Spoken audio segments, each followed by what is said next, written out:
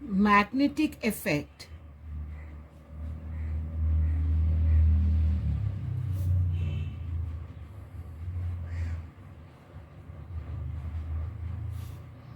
of electric current.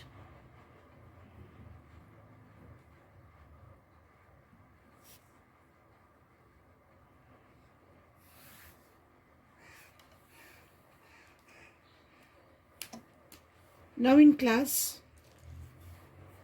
9 and 10, y'all have studied that it was Oersted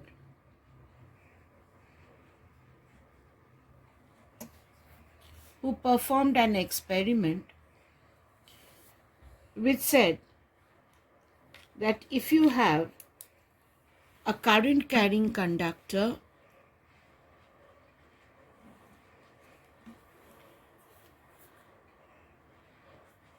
carrying current I,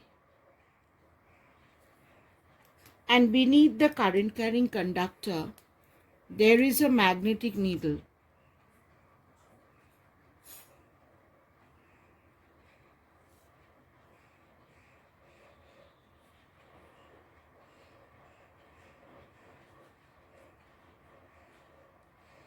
There is a magnetic needle. This needle was deflected.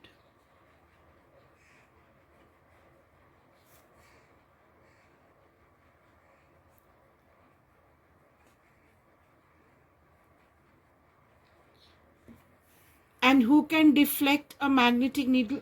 It is a current. It is another magnet. A magnetic needle can be deflected by another magnet. But there was no magnet nearby. So Oersted said that this current carrying conductor had a magnetic field.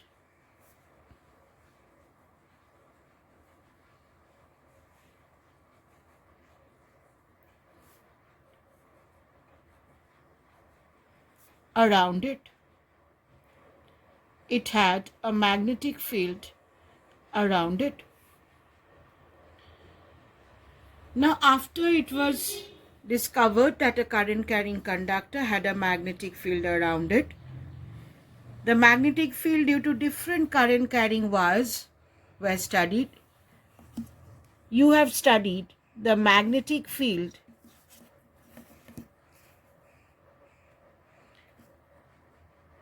due to three different shapes.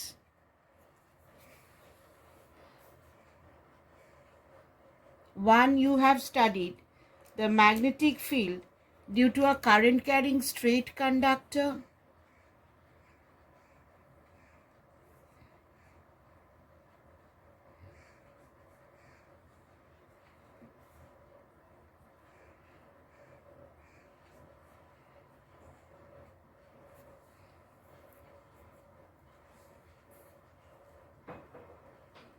Then you have studied the magnetic field due to a current carrying circular coil.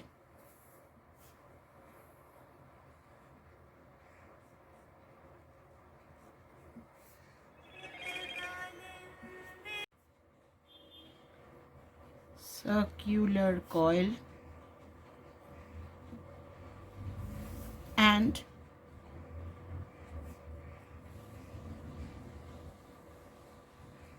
current carrying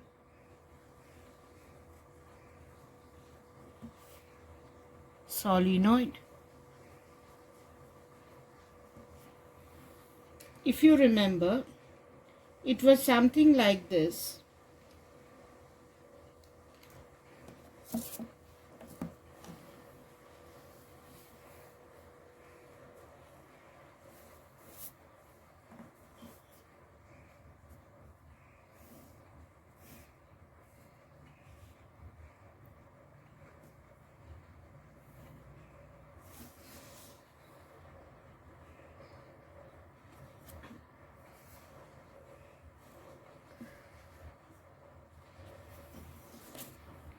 Current carrying straight conductor was something like this. It carried current I. the magnetic lines of force were concentric rings round the current carrying wire,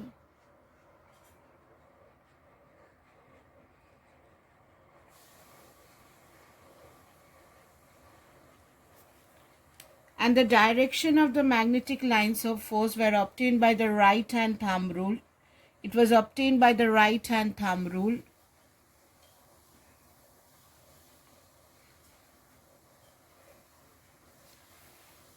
And it was said that the magnetic field increased on increasing the current. Magnetic field reverts on reversing the direction of current, and so on. So you all had a qualitative idea of the magnetic field that is created by a current carrying straight conductor. Similarly, for a circular coil,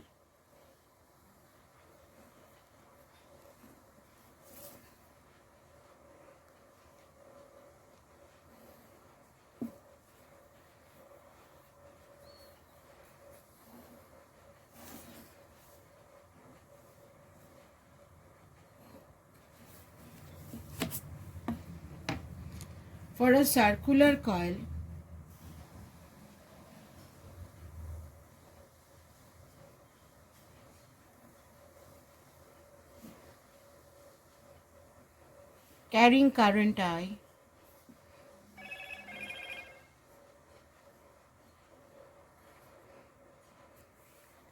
the lines of force were concentric rings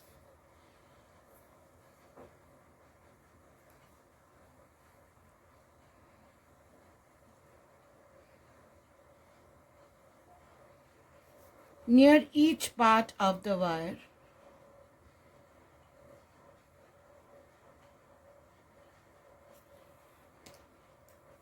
By the right hand thumb rule, this had the direction this way.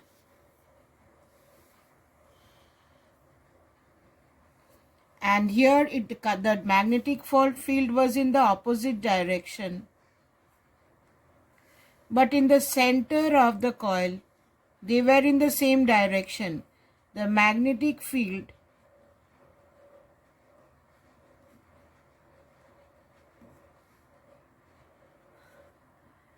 was in the same direction, creating a strong magnetic field at the center. And for a solenoid,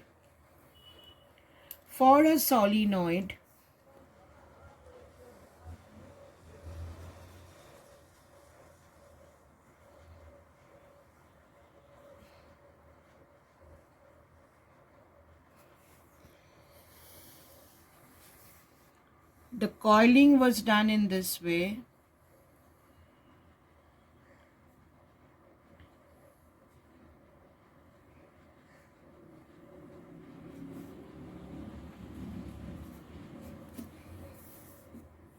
So this is the direction of the current.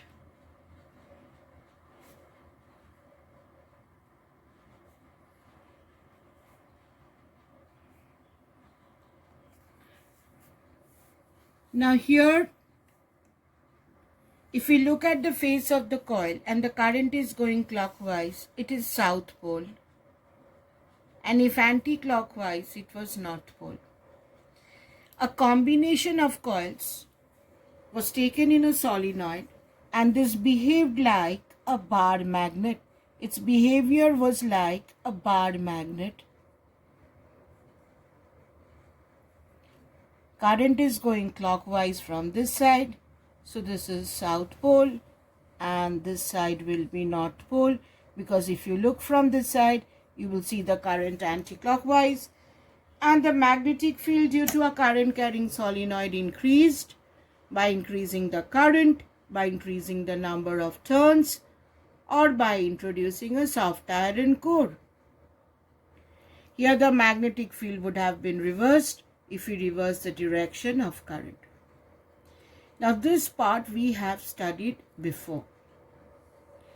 Now what we have to study is that all the three cases we have to study again in details, And we have to understand what is the strength of the magnetic field created by these conductors in different positions. Now, to know the magnetic field created by these conductors in different positions, we have to study first the Biot-Savart's law.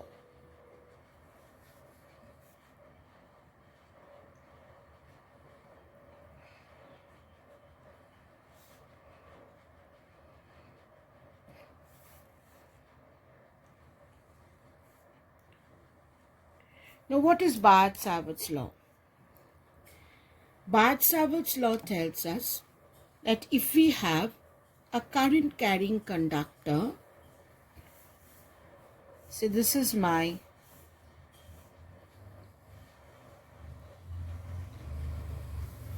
current carrying conductor carrying current I, and we take a small part of it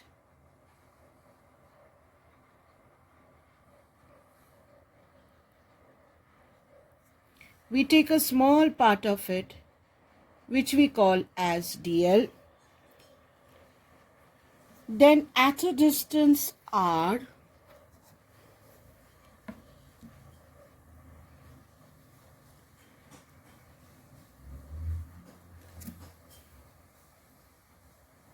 direction is radially outward, joining from the center of dl, and if this protruding angle is theta, then the magnetic field produced at this point P, due to the small length dl, due to the small current element IDL, depends on the following factors. So we can write Biot-Savart's law in this way.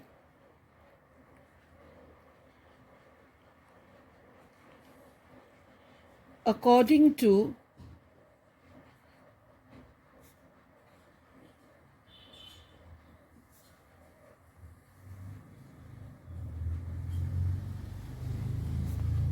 Biot-Savart's law,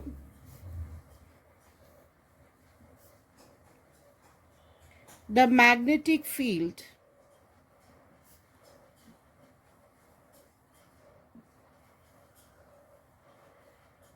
dB, the small magnetic field dB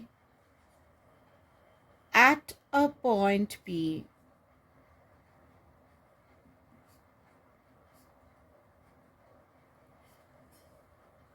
due to the current element IDL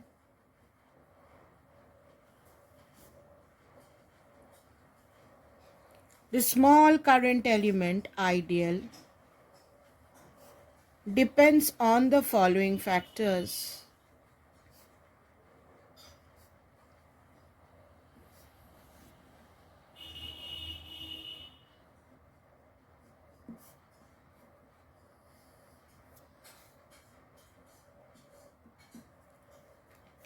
Number 1,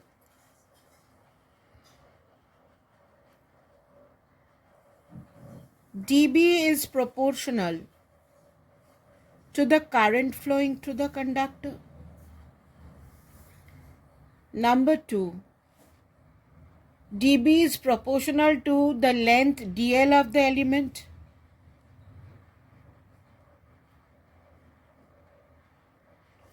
Number 3, the magnetic field dB created by the small current element IDL at this point is proportional to sine theta.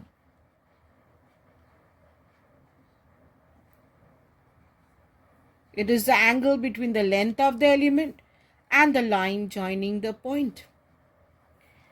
And number 4, dB is inversely proportional to distance square of the distance between ideal and the point. Now, if we combine all these, combining all these, we can write in Biot-Savart law, dB is proportional to I dl sine theta by r square. Now this relation is called Biot-Savart's law. This relation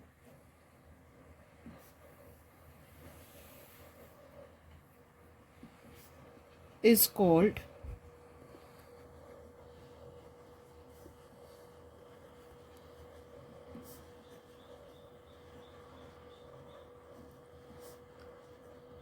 Biot-Savart's law. Now if the conductor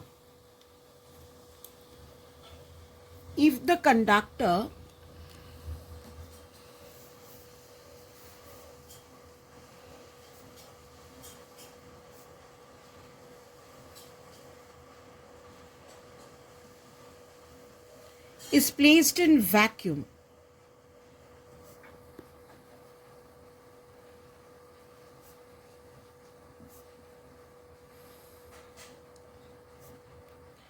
it is placed in vacuum or air,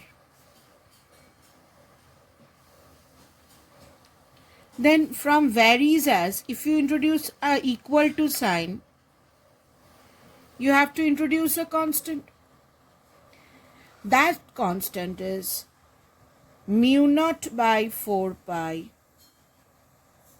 From varies, if you introduce an equal to sign, you have to introduce a constant, and that constant is mu naught by 4 pi. It is I dl sine theta by r square.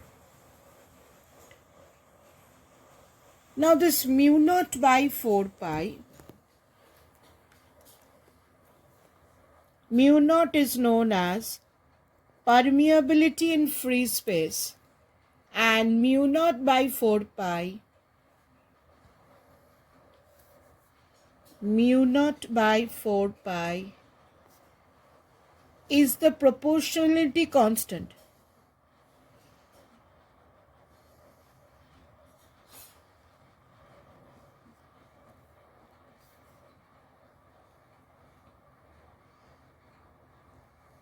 It is the proportionality constant whose value is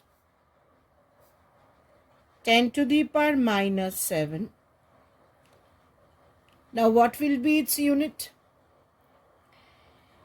Now dB is a magnetic field,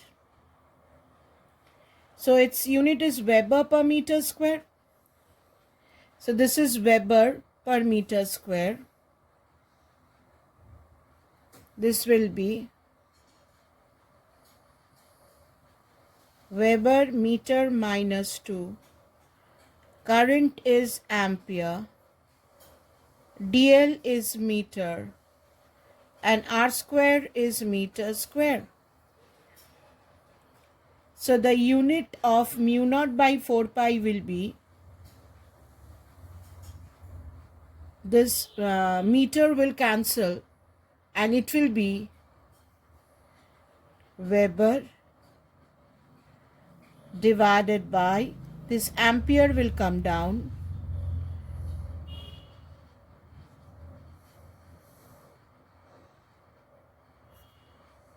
meter.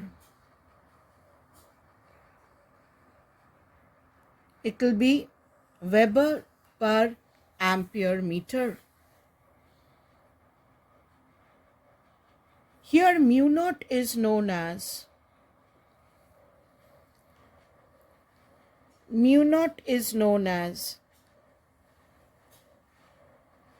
permeability of free space.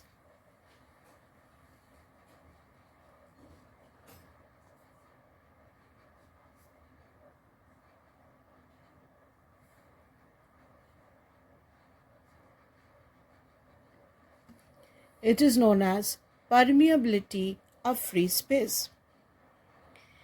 Now, if you look into this formula, let us come back to the formula. Now, if we look into this formula,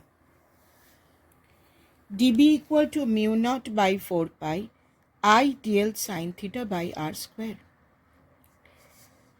Vectorially, this can be written as dB equal to mu naught by 4 pi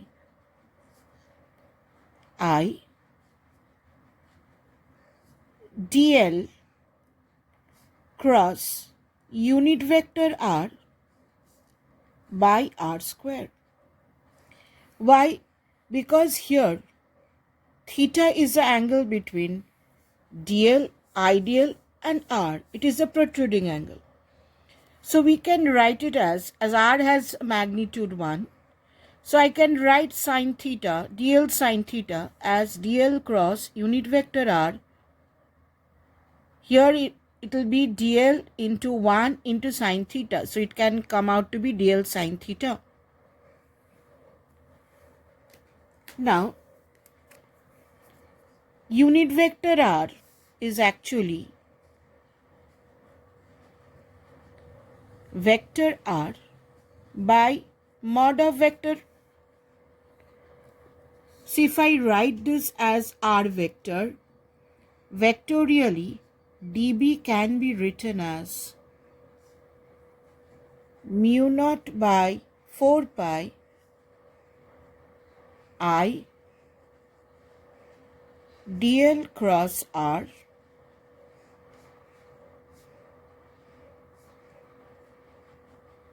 by r cube. This is the expression in vector form.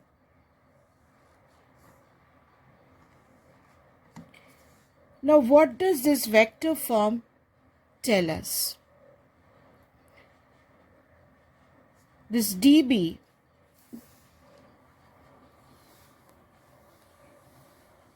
equal to mu naught by 4 pi I dl cross r by r cube gives us a number of informations.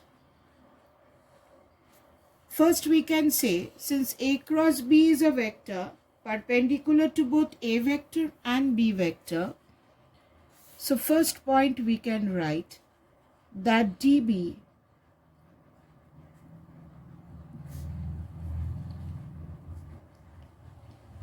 is perpendicular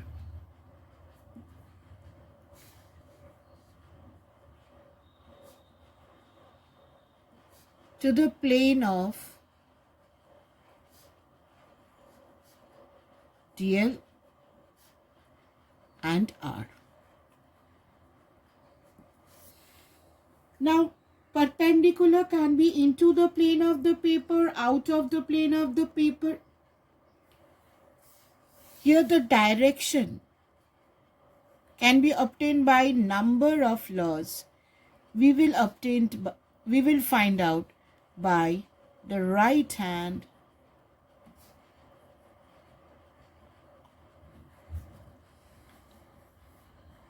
palm rule. Now, what is this right hand palm rule? Now, take your right hand. The palm rule tells us, take your right hand, the fingers in the direction of the thumb in the direction of the current, and your remaining 4 fingers directed towards this point P. That means current in the thumb in the direction of the current and the other fingers towards the point P. Perpendicular to the palm. Now, which is your palm? Definitely this is your palm. Perpendicular to the palm is your magnetic field. So, thumb in the direction of the current, fingers to the point P, other 4 fingers to the point P, perpendicular to the palm. Palm is not this one, palm is this side, bottom one. Perpendicular to the palm is the magnetic field.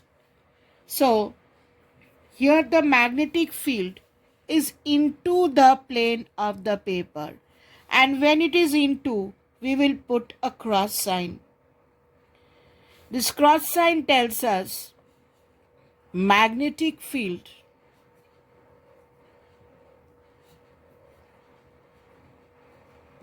is directed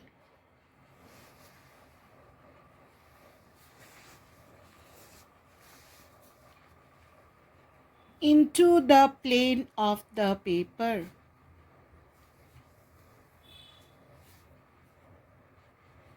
By the palm rule.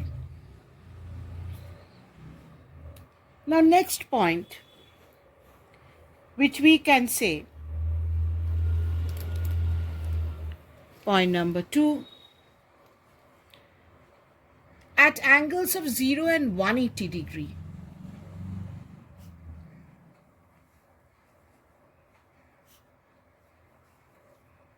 (0 degree and 180 degree, with the direction of the current,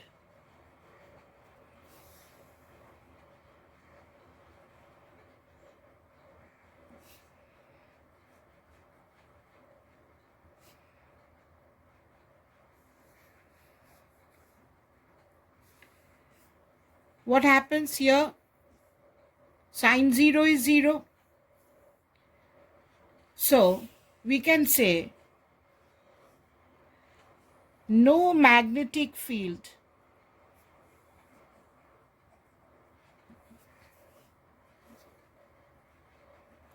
because if theta is 0, dl cross r, sine 0 is 0, so dB is 0.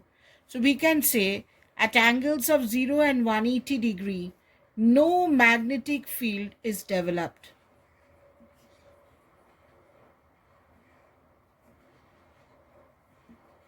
That means if you have a current carrying wire,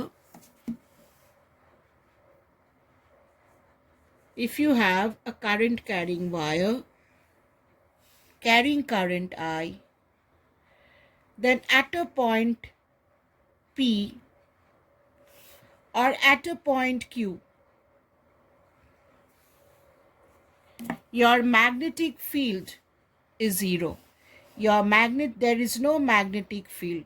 At this point, magnetic field is 0, and at this point also, magnetic field is 0. So if the point lies along the wire, that means theta is 0 or 180, there is no magnetic field developed. Now point number 3.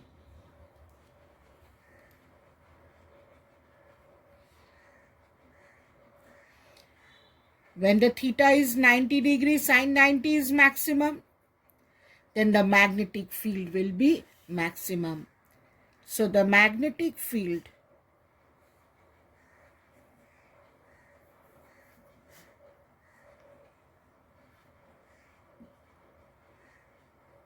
developed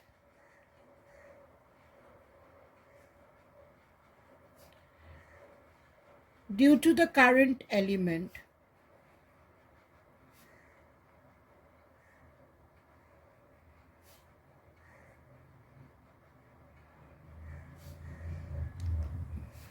is maximum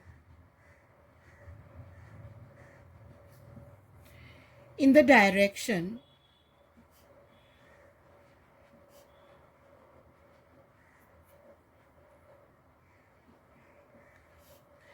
perpendicular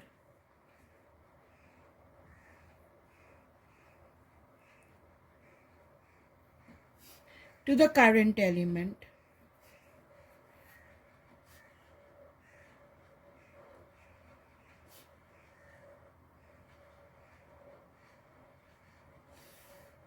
So if theta is 90 degree, sine theta is 1, which is maximum. So magnetic field developed is also maximum. Now what is the difference or the dissimilarities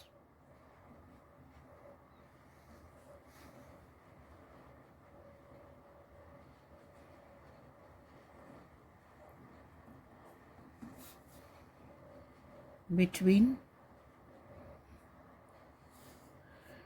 Coulomb's law in electrostatics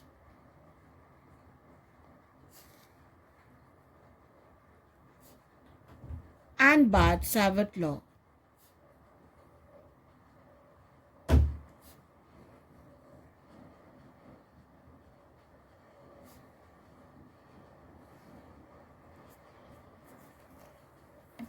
Now, what was Coulomb's law? In Coulomb's law, we had electric intensity dE is equal to 1 by 4 pi epsilon naught dq by r square. And here magnetic field dB is equal to mu naught by 4 pi I dl sine theta by r square. Now, if you look into the difference, here the charge element dq was scalar.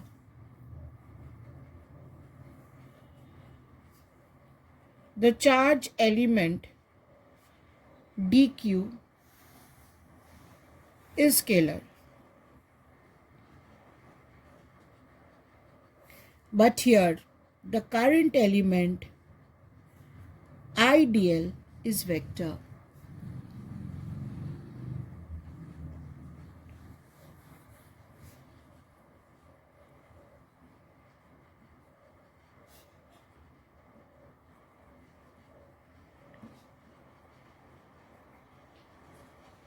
So that is point number 1. Here the charge element dq is scalar. Current element IDL is vector. Now point number 2.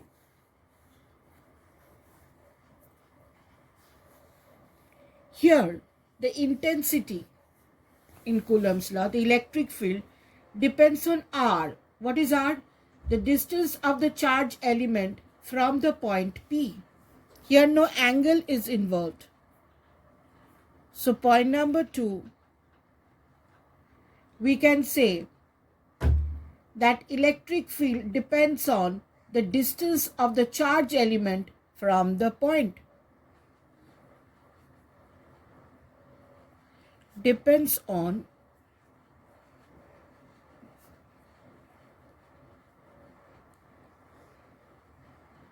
the distance of the charge element dq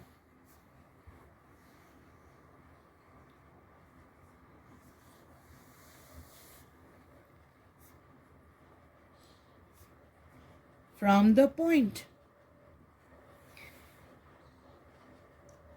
And in magnetic field, the magnetic field also depends, not only depends on R, it also depends.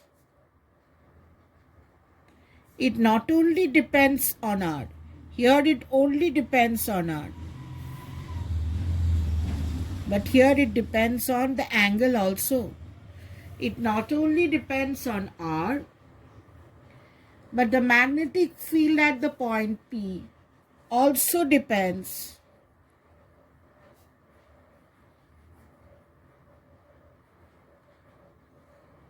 upon the angle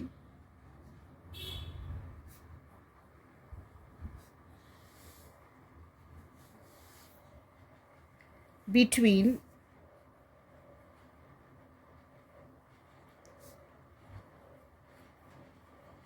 the current element IDL It also depends on the angle between the current element and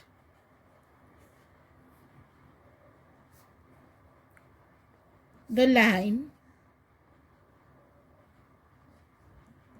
joining the current element to the point.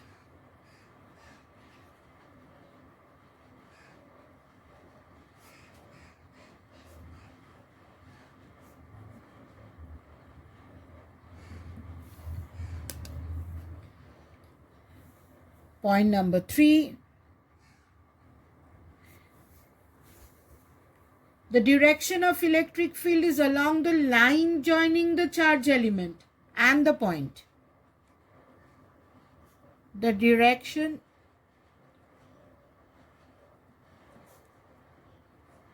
of electric field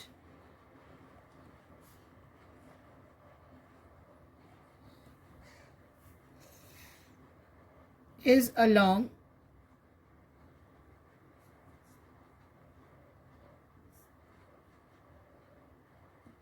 the line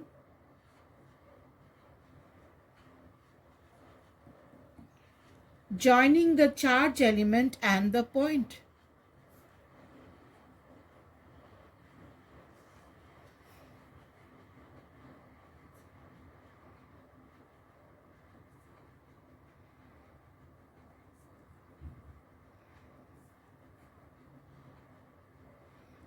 That means if you have a charge dq over here, then at a distance r,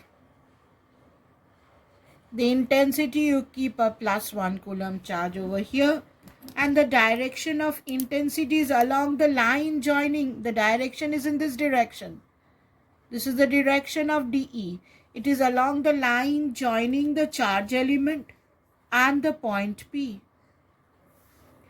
But just now we have studied magnetic field is perpendicular to the current element as well as the line joining the current element to the point P. The magnetic field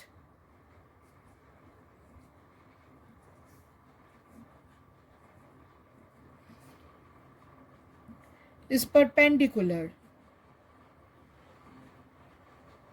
We found out by the Palm rule, or you can get it from ideal cross R.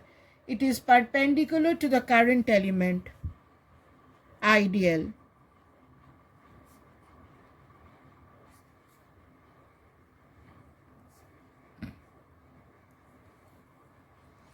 It is perpendicular to the current element, ideal, as well as R, as well as to the line joining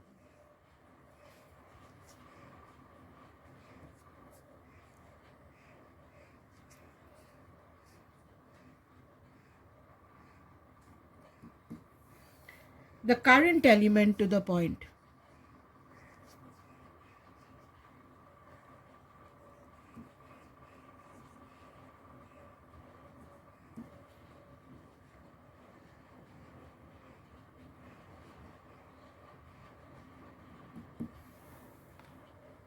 So here we can say that the magnetic field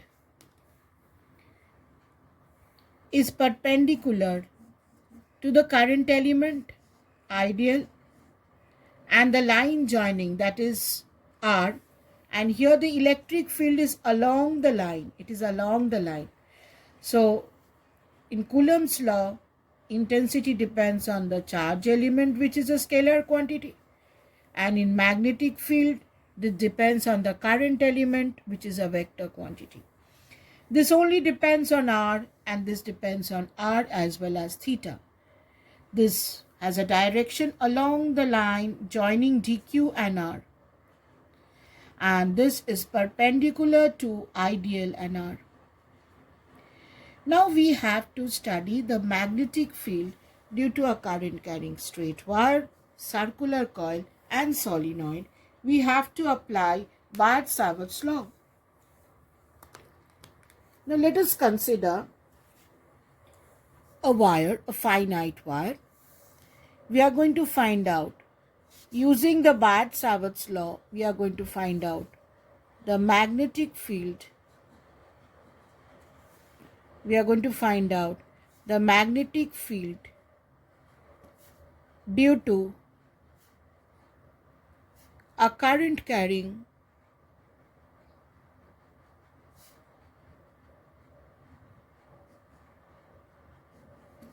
straight conductor.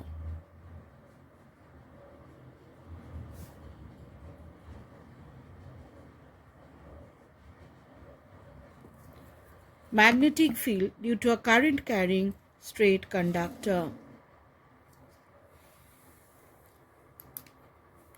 Now, for example, let us take a wire.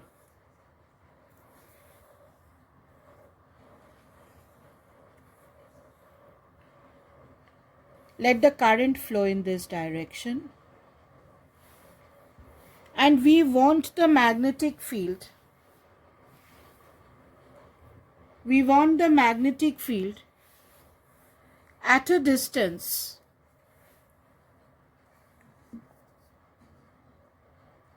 let this perpendicular distance from this wire be r. We want the magnetic field at this point. Now we consider a small length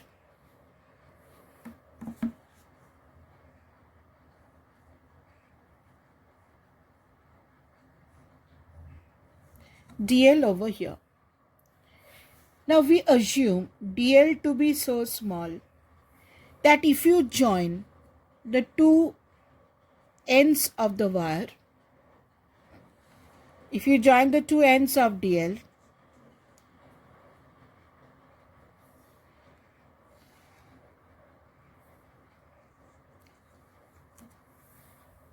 then we used to take it from the center of dl, but if you assume dl to be so small, you can assume both these angles as theta, because it should have been from the center of dl, but if you assume dl to be very, very small, then those two angles can also be considered as theta. This is my direction of current.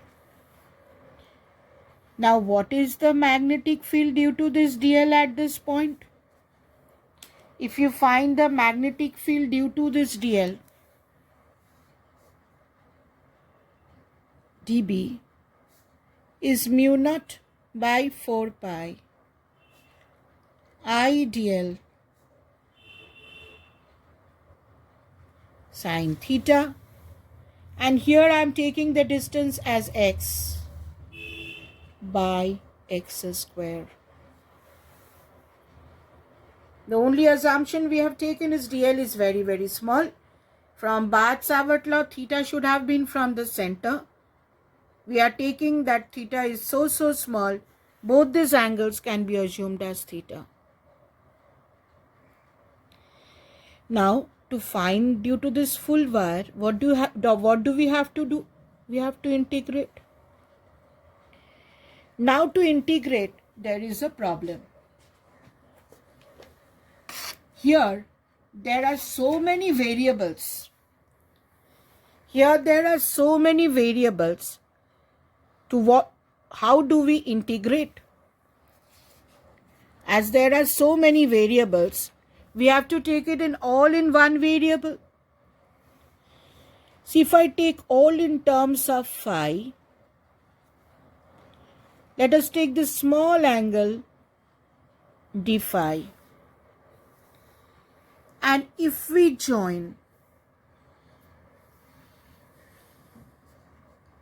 the two extreme ends of the wire,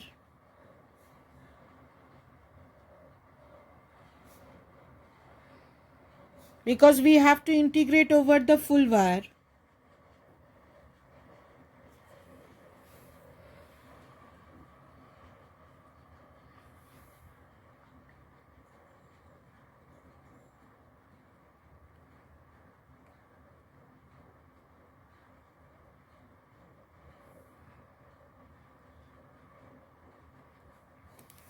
If you integrate over the full wire, let this angle be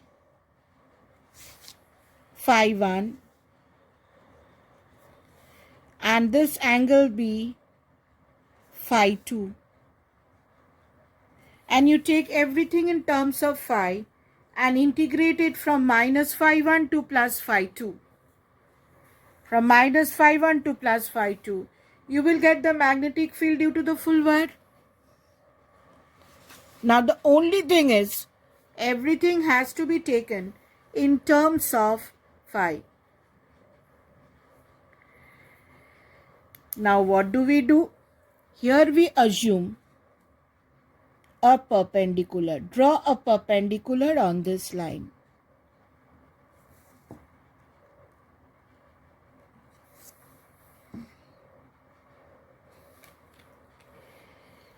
Now if you take this small triangle,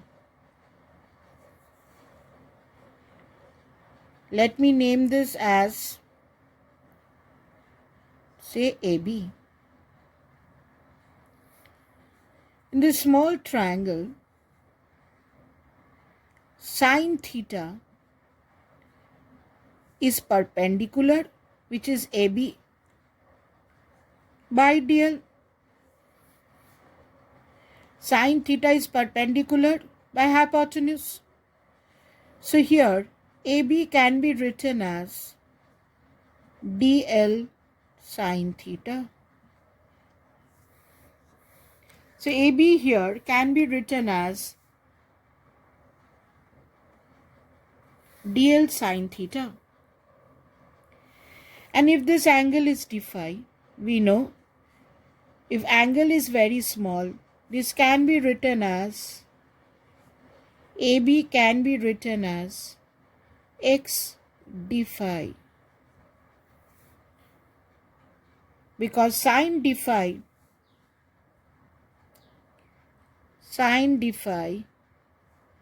is AB by x. D phi is very, very small. So sine d phi can be written as d phi. So what is AB? AB again from here can be written as x d phi. So here AB is dl sine theta and here AB is x d phi. So if you take both, you can write from here x d phi equal to dl sine theta, because both are AB. So instead of dl sine theta, what can we write? This can be written as x d phi. So what is your magnetic field now?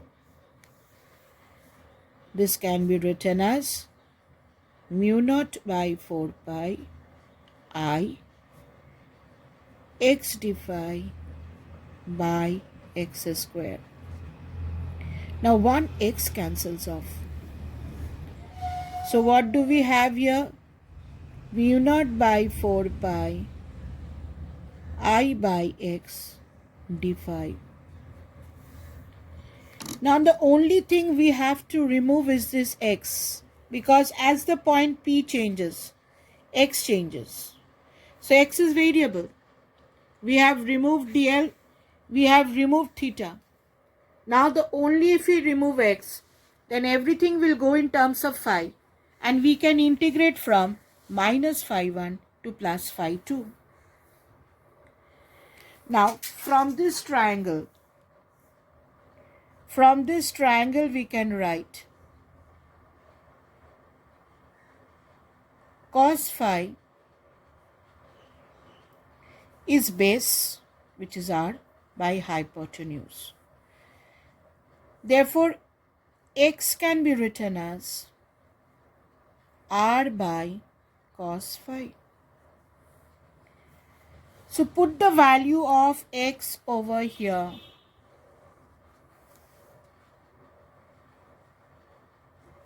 What is x? R by cos phi.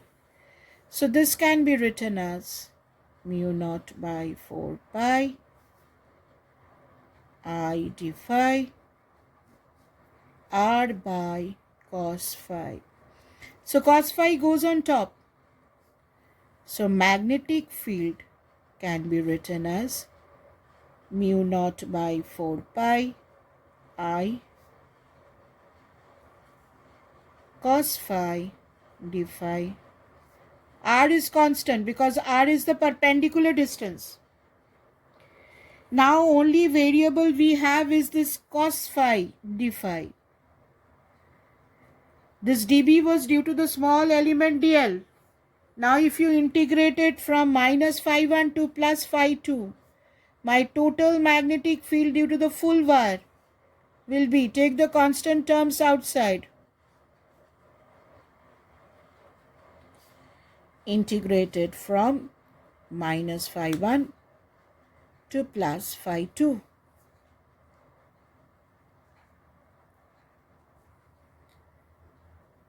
Now if you integrate cos phi, it is sin phi. So this becomes mu naught I by 4 pi r sin phi from minus phi 1 to plus phi 2.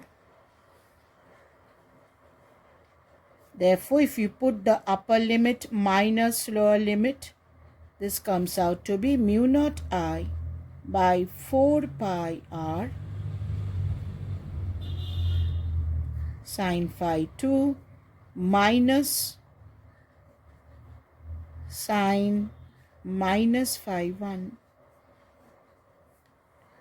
Therefore, magnetic field becomes mu naught I by 4 pi r.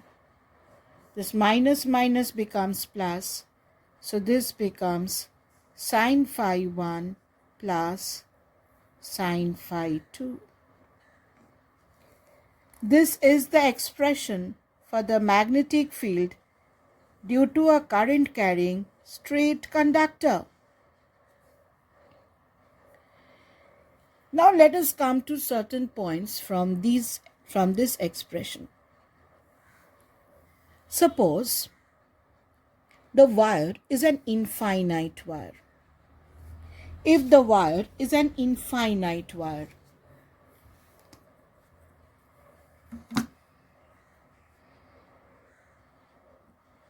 the wire is very, very, very, very long. So what happens? As the wire increases, the phi 1 angle increases and the phi 2 angle also increases.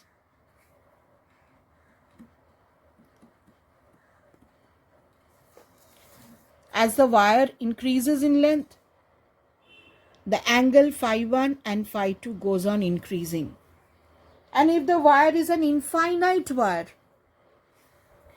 if the wire goes to infinity, then phi 1 goes to 90 and phi 2 also goes to 90. So point number 1, which we can say, for an infinite wire,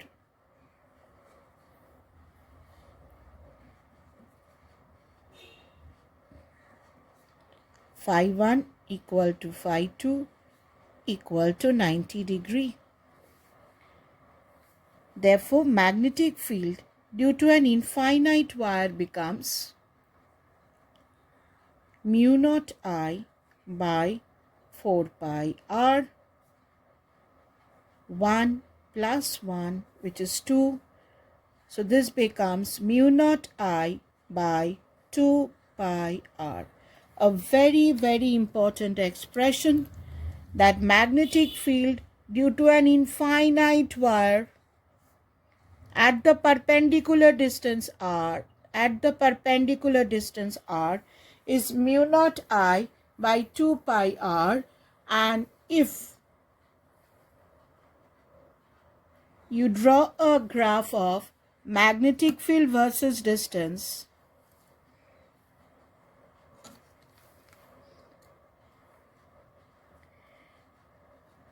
if you draw a graph of magnetic field versus distance, perpendicular distance, you can see that as it is inversely proportional. So as the distance increases, magnetic field will decrease. So this will be the nature of magnetic field versus distance graph. Now if the point lies on the wire, if the point is along the wire, see if this point lies along the length of the wire, then what happens?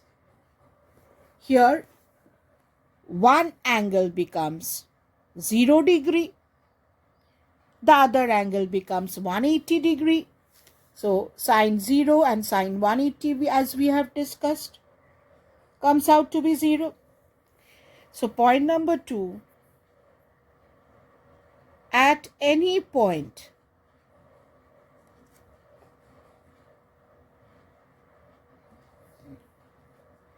along the length of the wire,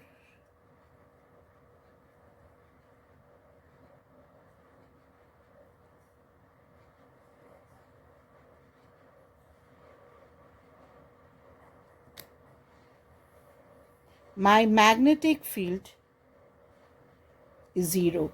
That means if you have a point here along the wire or a point somewhere here along the wire, at these points my magnetic field is 0. So along the wire my magnetic field is 0. So magnetic field due to a current carrying straight conductor is mu naught I by 4 pi r sine phi 1 plus sine phi 2. Mind you, phi 1 and phi 2 are these two angles. If you take these two angles, then it might come in terms of cos. I have taken these two angles, so it comes out to be sine phi 1 plus sine phi 2. For an infinite wire, it is mu naught I by 2 pi r, and any point along the length of the wire, this term comes out to be 0. So magnetic field comes out to be 0. Now if you are asked for a semi-infinite wire, that means the wire starts from here. That means your phi 1 is 0. Put phi 1 as 0 and phi 2 as 90 degree. So if it is a semi-infinite wire, in the exam you are asked for a semi-infinite wire, cut off the half part of the wire.